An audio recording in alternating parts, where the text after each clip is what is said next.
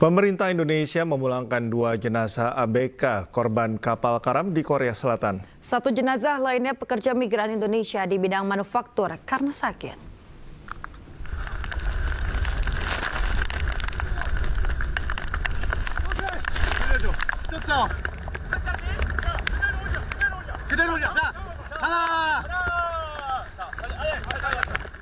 Inilah proses evakuasi saat 2 kapal Korea karam akibat cuaca buruk yakni Samguan-ho dan 33 Manse-ho di perairan Jeju, Kepulauan Toki, Korea Selatan 3 Februari 2025.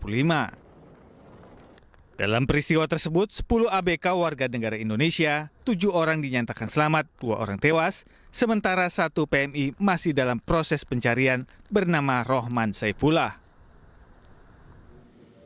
2 jenazah ABK korban kapal karam, Agus Muslim, warga Cirebon, Jawa Barat, dan Faruk Kevero, warga Bangkalan, Jawa Timur, diserahkan ke pihak keluarga oleh Dirjen Perlindungan Pekerja Migran Indonesia di Kargo Jenazah Human Remains Bandara Internasional Soekarno-Hatta, Tangerang, Banten. 1 jenazah lainnya yang diserahkan ke keluarga adalah PMI bernama Antonius Hermawan, warga Banyuwangi, Jawa Timur, yang bekerja di bidang manufaktur karena sakit di asrama mes. Dari 10 ABK diberitakan 7 orang selamat dan 2 orang meninggal dunia. Sementara 1 orang ini belum ditemukan. Saat ini pihak KBRI kita dan pemerintah Korea sedang melakukan pencarian terhadap 1 orang yang belum ditemukan atas nama Rohman Saifullah. Pemulangan jenazah PMI ini difasilitasi oleh pemerintah sebagai bentuk kehadiran negara dalam kewajiban melayani dan melindungi pekerja migran Indonesia. Dari Tangerang, Banten, Hasnugraha, iNews melaporkan. Ratusan warga Tempel Sleman, Yogyakarta keracunan makanan hajatan pernikahan. Mereka dilarikan ke sejumlah rumah sakit dengan gejala mual, pusing hingga diare.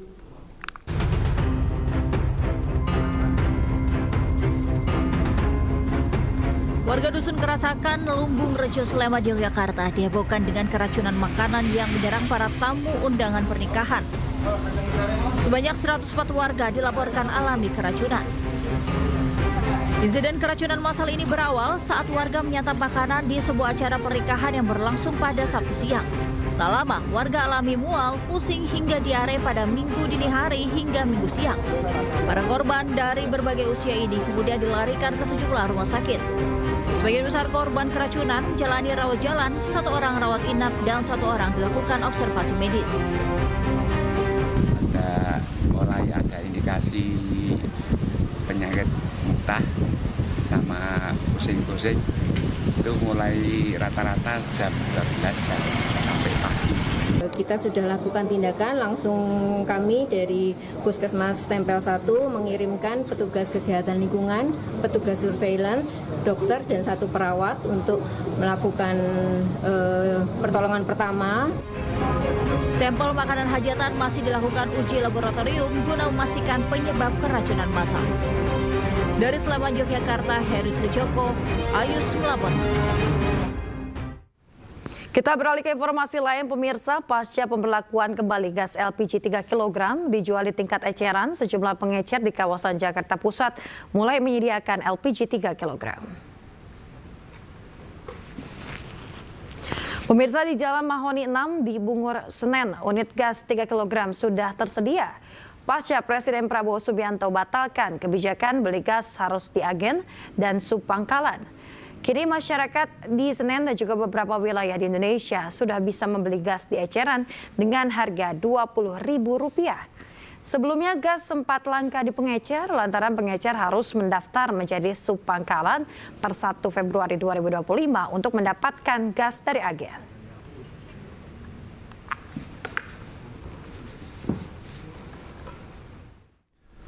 Program pemeriksaan kesehatan gratis mulai digelar hari ini, pemirsa. Layanan pemeriksaan kesehatan yang meliputi tes gula darah, fungsi ginjal, hingga deteksi kanker bisa dinikmati masyarakat secara gratis di 44 titik puskesmas di Jakarta.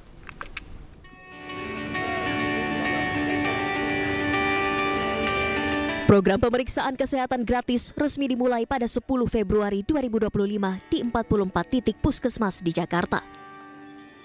Layanan kesehatan secara cuma-cuma ini dapat diakses seluruh masyarakat bertepatan dengan hari ulang tahunnya. Program ini menyediakan pemeriksaan kesehatan yang digolongkan berdasarkan kategori usia, mulai dari tes gula dan tekanan darah, fungsi ginjal, deteksi kanker, hingga kesehatan jiwa dan tes HIV. Namun layanan yang diberikan hanya sebatas screening kesehatan, tidak sampai tahap diagnosis dan pengobatan. Setiap harinya puskesmas akan menerima 30 pasien untuk melaksanakan cek kesehatan, sesuai dengan screening mandiri yang telah dilakukan di aplikasi Satu Sehat Mobile. Karena kita berharap dari pemeriksaan kesehatan gratis ini nanti akan ada deteksi dini, mungkin terhadap penyakit-penyakit yang diderita oleh katakanlah masyarakat. Kemudian dari situ nanti kita ada juga deteksi dini terkait bagaimana pengobatannya, dan selanjutnya juga kita pastinya adalah bagaimana untuk menjaga kesehatan sendiri. Dengan program pemeriksaan kesehatan gratis ini diharapkan dapat meningkatkan kesadaran masyarakat terhadap pentingnya pemeriksaan rutin dalam mencegah penyakit demi peningkatan kualitas kesehatan masyarakat. Dari Jakarta, Dilami Aulia Firmansyah, iNews melaporkan.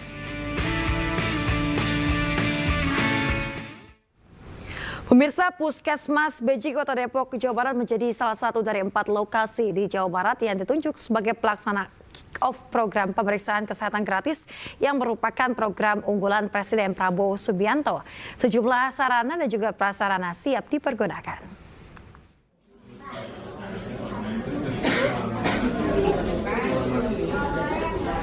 Jelang kick-off program pemeriksaan kesehatan gratis, berbagai persiapan telah dilakukan mulai dari sumber daya tenaga kesehatan seperti perawat, bidan, serta dokter, hingga sarana-prasarana pemeriksaan kesehatan diantaranya poligigi dewasa, lansia, manajemen terpadu balita sakit, laboratorium, hingga ruang ronsen. Untuk pemeriksaan kesehatan gratis sendiri, pasien wajib terdaftar di aplikasi Satu Sehat Mobile milik Kemenkes. Apabila belum terdaftar, pihak puskesmas akan membantu pasien untuk melakukan pendaftaran. Nantinya pasien akan dibagi menjadi 2 klaster, yakni klaster 2 untuk pasien baru lahir, balita, serta ibu hamil. Kemudian klaster 3 merupakan pasien dewasa dan lansia. Setelah dilakukan screening dan rangkaian pemeriksaan kesehatan, hasilnya akan dikonsultasikan kepada dokter dan terkoneksi di akun Satu Sehat Mobile milik pasien. Pasien datang nanti akan kami arahkan, jika memang mau PKG akan kami cek aplikasi Satu Sehatnya apakah sudah terdaftar dan sudah mendapatkan tiket. Nanti kami pastikan tiket untuk pemeriksaan kesehatan gratisnya dicek di sini. Lalu kalau sudah ada, kami akan mengarahkan untuk screening mandiri kalau pasien belum mengisi screening mandirinya. Setelah sudah screening mandiri, kami arahkan untuk pendaftaran untuk diisikan identitas pasien nanti. Puskesmas Beji sempat menjadi lokasi pertama di Indonesia yang melakukan uji coba program pemeriksaan gratis yang digagas pemerintah pusat melalui Kemenkes untuk warga yang berulang tahun. Rencananya, Menko Bidang Infrastruktur dan Pembangunan Kewilayahan Agus Harimurti Yudhoyono akan menghadiri langsung kick-off di Puskesmas Beji. Dari Depok, Jawa Barat, Yung Rizky, iNews melaporkan. Pemirsa, dalam rangka Hari Pers Nasional ke-79, Presiden Prabowo Subianto mengucapkan selamat kepada seluruh insan pers di Indonesia. Presiden Prabowo mengucapkan terima kasihnya kepada insan pers serta media yang telah bekerja dengan dedikasi tinggi. Presiden juga berpesan bahwa pers harus mengutamakan kepentingan bangsa, negara, dan rakyat Indonesia. Bismillahirrahmanirrahim. Assalamualaikum warahmatullahi wabarakatuh. Salam sejahtera bagi kita sekalian. Shalom, salve, Om Swastiastu. Namo Buddhaya, salam kebajikan. Saudara-saudara sekalian yang saya hormati dan saya banggakan, para insan pers setanah air. Saya Prabowo Subianto, Presiden Republik Indonesia, atas nama pemerintah Republik Indonesia dan atas nama pribadi, mengucapkan selamat Hari Pers Nasional ke-79 kepada seluruh insan pers di Indonesia. Selama 8 dekade ini, pers Indonesia telah menjadi pilar penting dalam kehidupan demokrasi. menyuarakan kebenaran dan memberikan informasi yang akurat kepada masyarakat Indonesia. Saya apresiasi kerja keras para jurnalis, wartawan, dan insan pers dan media yang terus menjalankan pengabdiannya dengan dedikasi tinggi meskipun tantangan yang dihadapi semakin kompleks. Saya juga memahami bahwa dunia pers saat ini menghadapi berbagai dinamika baik dari dalam dan luar negeri. Saudara-saudara sekalian, pers yang profesional, yang punya integritas adalah aset bagi suatu bangsa. Tetapi perlu saya ingatkan bahwa pers Indonesia harus selalu mengutamakan kepentingan bangsa, negara, dan rakyat Indonesia. Harus waspada terhadap usaha-usaha untuk mengendalikan pemikiran dan mempengaruhi jalannya opini-opini rakyat dengan menggunakan modal yang besar.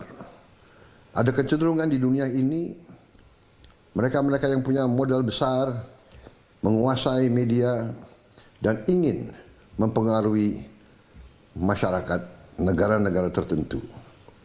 Walaupun kita menjunjung tinggi kebebasan pers, kita harus waspada terhadap penyebaran berita-berita yang tidak benar, berita-berita hoax,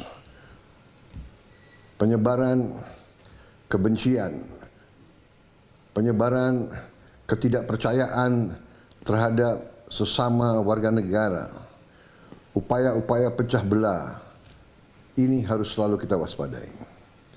Saudara-saudara, pers Indonesia harus selalu menjadi pers yang dinamis, pers yang bertanggung jawab, pers yang juga memiliki suatu pengertian tentang apa yang menjadi kepentingan bangsa dan negara. Saya percaya pers Indonesia pada ujungnya akan selalu setia kepada cita-cita pendiri bangsa Indonesia. Pers Indonesia harus jadi pers yang Pancasila, pers yang terlibat dalam pembangunan bangsa, yang komit terhadap Negara Kesatuan Republik Indonesia. Terima kasih.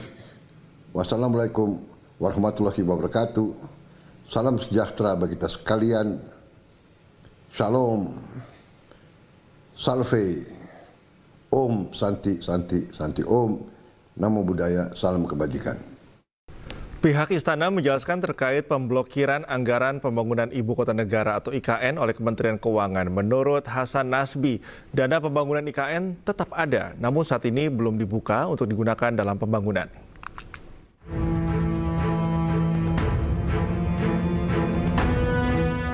Pihak Istana buka suara terkait pemblokiran anggaran pembangunan Ibu Kota Negara oleh Kementerian Keuangan. Kepala Kantor Komunikasi Kepresidenan Republik Indonesia, Hasan Nasbi, menjelaskan dana pembangunan IKN tetap ada, namun saat ini belum dibuka untuk digunakan dalam pembangunan. Lebih jauh, Hasan menjelaskan bahwa Presiden Prabowo akan memenuhi janjinya untuk membangun IKN hingga 5 tahun ke depan. Kalau diblokir itu kan bukan berarti anggarannya nggak ada kan? Anggarannya belum dibuka. Jadi anggaran IKN itu ada di otorita IKN, ada di Kementerian. Anggaran pembangunan IKN itu ada yang di Kementerian PU, ada yang di otorita IKN. Yang jelas komitmen dari Presiden kan berapa hari lalu sudah disampaikan oleh Menko Infrastruktur kan, bahwa selama 5 tahun ke depan Presiden punya komitmen untuk meneruskan pembangunan IKN dengan biaya yang sudah disebutkan. Kalau tidak salah itu 48 triliun komitmen selama 5 tahun ke depan. Pemblokiran anggaran proyek IKN saat ini ramai menjadi perbincangan. Masyarakat mengaitkan pemblokiran anggaran terkait dengan instruksi Presiden mengenai efisiensi penggunaan dana APBN dan APBD. Surat terakhir yang kita terima dari Ibu Menteri Keuangan, itu kan memang sebelum rapat ratas kita terakhir tuh dengan Pak Presiden, memang dari beliau diminta efisiensi 81 triliun. Meski saat ini proyek pembangunan terhambat, Kementerian PU menyatakan bahwa saat ini progres IKN telah mencapai 87,9% per akhir Desember 2024 lalu dan akan terus dilanjutkan. Tim Liputan, iNews melaporkan. Pemirsa, kebijakan efisiensi Kementerian Pekerjaan Umum mengundang protes keras dari anggota Komisi 5 DPR dalam rapat kerja bersama sejumlah kementerian. Bapak Ibu hadirin yang kami hormati, sebagaimana instruksi Presiden Republik Indonesia nomor 1 tahun 2025 tentang efisiensi belanja dalam pelaksanaan anggaran pendapatan dan belanja negara, pendapatan dan belanja daerah tahun anggaran 2025, maka seluruh menteri dan pimpinan lembaga diarahkan untuk melakukan identifikasi rencana efisiensi belanja sesuai besaran yang ditetapkan oleh Menteri Keuangan. Yang kedua adalah mengidentifikasi rencana efisiensi meliputi belanja operasional dan non-operasional, terdiri atas belanja operasional perkantoran, pemeliharaan, perjalanan dinas, bantuan pemerintah, pembangunan infrastruktur, serta pengadaan peralatan. Ya, ini emang harus kita setujui ya. Karena memang nggak masuk di akal. 63 km 1 tahun. Jalan, kita mau bangun apa? Enggak, kalau perjalanan jembatan ini 12,48 triliun. 63 km, 4342, 1606, dan sebagainya. Itu memang kecil sekali. Jadi pemimpinan, mau kita putar-putar ya nggak bakal dapat dapilnya. Bentar. Ya artinya kita biar Pak Adian selesai dulu. Ya, bentar. Artinya memang pengurangan 80 triliun ini dampaknya kemana-mana. Tapi kalau sebagai menteri siap mengambil tanggung jawab terhadap, misalnya kita bicara kalau sumber daya air ini 10,7 triliun. Terus kita mau bicara tentang ketahanan pangan sementara rehabilitasi jaringan irigasi cuma 16.000 hektar dari sekian banyak yang lain. Ya memang tidak akan tercapai. Ya, pemirsa, Liverpool dipermalukan tim kasta kedua Liga Inggris Plymouth Argyle pada putaran keempat Piala FA. Informasi olahraga akan kami hadirkan usai jeda, tetaplah bersama kami.